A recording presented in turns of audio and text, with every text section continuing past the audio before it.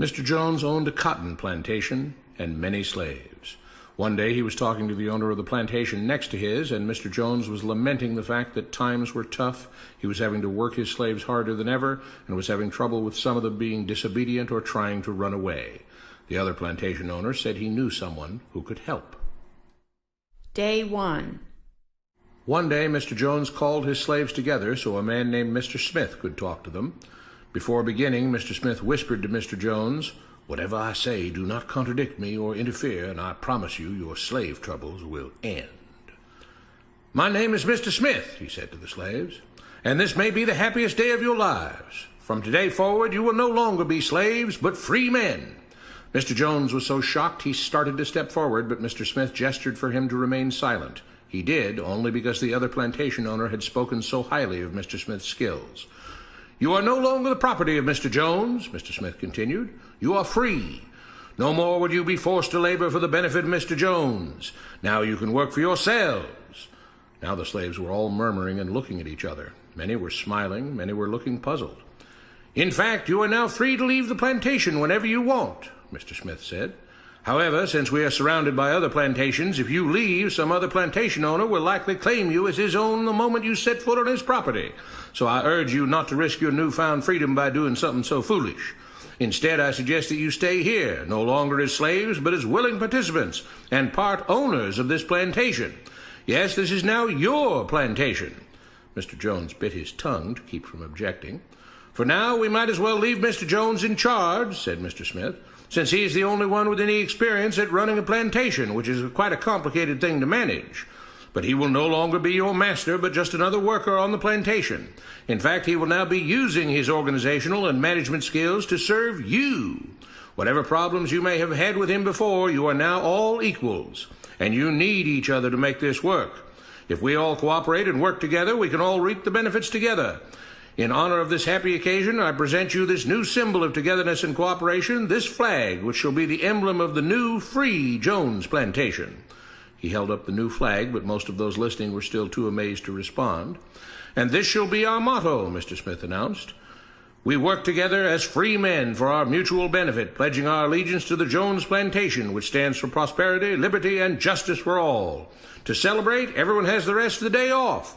Enjoy your freedom, do as you please, and be back here tomorrow morning, bright and early, so that we may begin work on this great and noble new endeavor as equal free men."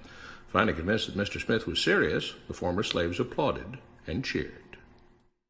Day 2. "We all want this plantation to do well," Mr. Smith said at the beginning of the next meeting, "so we can all share in the benefits. We all know that it takes a lot of effort to make a cotton plantation work. Just because you're all free doesn't mean you can stop working. In fact, since you're now working for yourselves, I expect you to work even harder than ever before, but now with pride and joy, knowing that you're working for yourselves. Of course, there still have to be rules. If everyone just does whatever he wants, the plantation won't produce anything. This experiment will fail, and we'll all starve.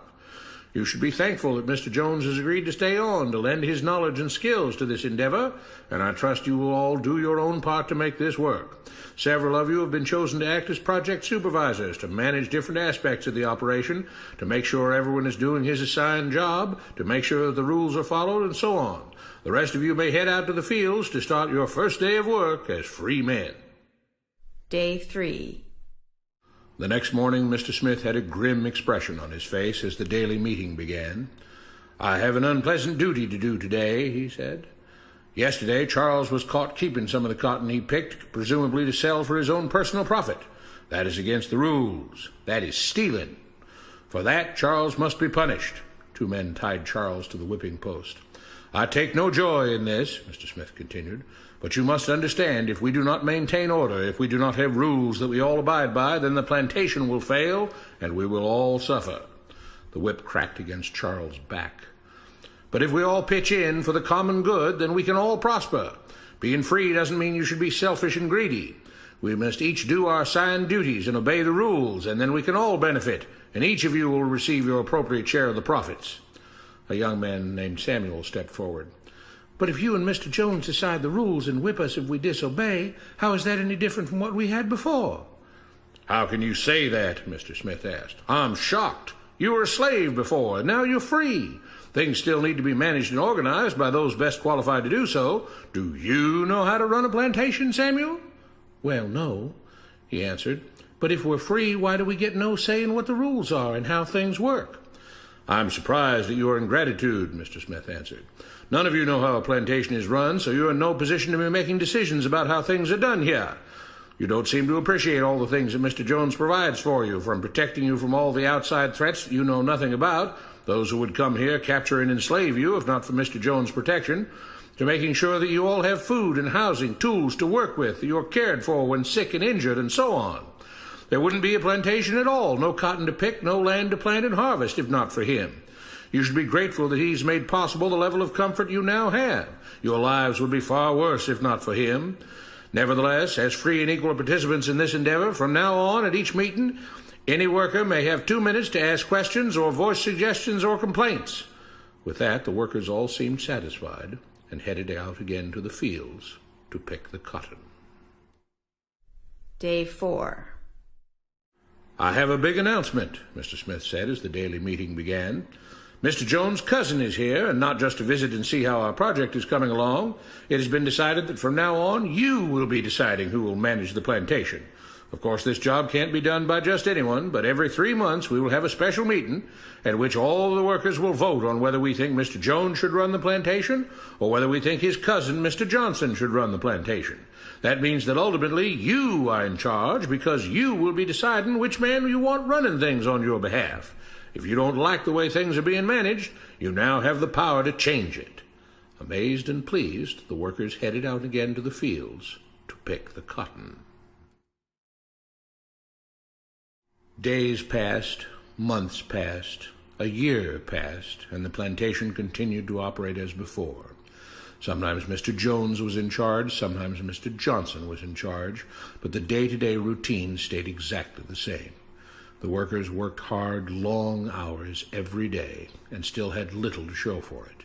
Every day the meeting would begin with them all reciting the Jones Plantation motto, "We work together as free men for our mutual benefit, pledging our allegiance to the Jones Plantation, which stands for prosperity, liberty, and justice for all."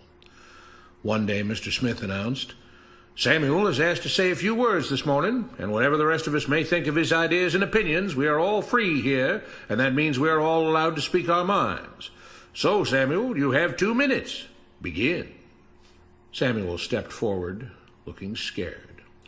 "I was excited when all this started," he began, glancing nervously at Mr. Smith and Mr. Jones. "But don't you all see what's happened here? Nothing has changed. We're all still slaves." There were grumbles of disagreement from the crowd. "They tell us what to do and whip us if we don't. They still make all the rules and punish us if we disobey. They let us make suggestions and complain about things, but they never really change anything. They let us choose between Mr. Jones and Mr. Johnson, but what's the difference? The situation stays the same. We do all of the work and they take as much as they want and decide how much they'll let us keep. They live in luxury, made rich by the cotton we pick. We do all the work and have to build our own huts, grow our own food, and take care of ourselves. They leave us just enough that we don't revolt or run away. This is not freedom. We're all still slaves. They've only changed the words they use, but nothing else has changed. They say we're all free and equal, but we're not. They command and we obey. That's not freedom. That's not equality. They say we're free to leave, but all that means is that we're free to be someone else's slave. Why should we work or obey the rules? We didn't agree to this. They made the system. They forced it on us. They control and rob us and call it freedom. They've deceived you into thinking that being able to choose which slave master you'll work for is the same as being free. It's not. Open your eyes. If you keep what you produce, they call it stealing. When they take what you produce, they call it sharing and fair distribution. Can't you see that this is all? Your time is up, Samuel, Mr. Smith announced calmly. At his gesture, 2 supervisors grabbed Samuel by the arms and led him to the whipping post. I'm sorry, Samuel, but you've broken the rules. There are rules against encouraging others not to work and encouraging others to break the rules. You're only hurting all of us with your discontentment and your complaining and your disobedience. The whip fell, and Samuel let out a grunt. Without rules, without order, all would be lost. Without law, there would be chaos. We can't just behave as wild animals, each doing whatever he pleases. We must all follow the plan and all do our duty for the betterment of everyone. And those who do not must be punished. The whip fell again, and blood flowed freely from Samuel's back. Samuel, it is you who are stealing from the others. When you don't do your assigned work, you are making more work for others. When you disobey the rules, it is you who are endangering the future of everyone else here. You are the thief. You are the criminal. You are the one trying to destroy the arrangement that keeps us all safe and prosperous. At every lash of the whip, the other workers cheered louder and louder, some yelling curses at Samuel. Being spoiled and selfish, you complain about everything, talking as if you're oppressed. But you are the one ruining things. You are the one keeping us from being all we could be. It is your greed and your rebelliousness that is hurting all of us. They all play by the rules, Mr. Smith said, gesturing at the others. What makes you think that you don't have to? You think you're above the law? There were loud yells of agreement as the whip fell again. We must maintain order, Mr. Smith proclaimed, to make this plantation great, to make it so that we can all be happy and prosperous. To have the society we want, there have to be rules.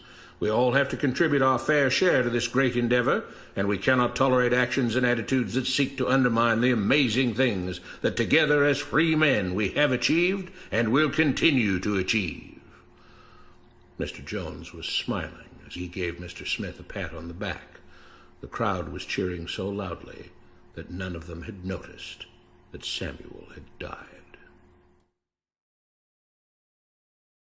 When you hear about slavery for 400 years, that sounds like a choice. Like, you was there for 400 years and it's all of y'all? You know, like, it's like we're mentally in prison. I like the word prison because slavery goes too direct to the idea of blacks. It's like slavery, Holocaust Jews, slavery is blacks.